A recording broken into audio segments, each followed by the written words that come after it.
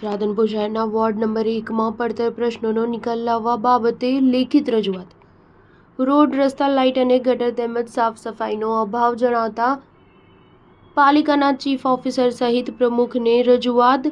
પાટણ જિલ્લાના રાધનપુર શહેરમાં આવેલ વોર્ડ નંબર 1માં નગરપાલિકાના હદમાં આવેલ વિસ્તારમાં ઘણા સમયથી રજૂઆતો કરેલ હોવા છતાં હજુ સુધી પડતર પ્રશ્નોના નિકાલ આવેલા નથી.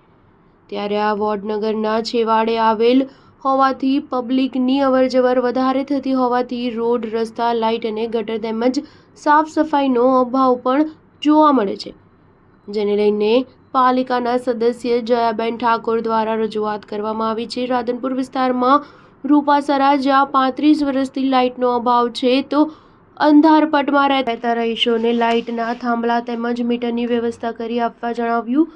જૈન ટોકીઝ નાના ઠાકોરવાસથી મોટા ઠાકોરવાસમાં અધૂરો રોડ પૂર્ણ કરી આપવા બાબતે રજૂઆત. અને ઠાકોરવાસમાં રોડ પર આવેલ મોટી ખુલ્લી ગટરો હોવાથી કોઈ ઘટિત ઘટના ન ઘટે એ હેતુસર સત્વરે ખુલ્લી ગટરોને ઢાંકવા રજૂઆત કરવામાં આવી છે. રાધનપુરના મોટા પીરની દરગાહથી અરગોસર તળાવ અને જાપટપરા સુધી ઘણા સમયથી ભૂગર્ભ ગટરની સાફ સફાઈ થયેલ ન હોવાથી સતત ગટરના ગંદા પાણી રોડ પર 24 કલાક ફરતા જોવા મળે છે, જેના હિસાબે લોકોમાં માંદગી પણ જોવા મળી રહી છે.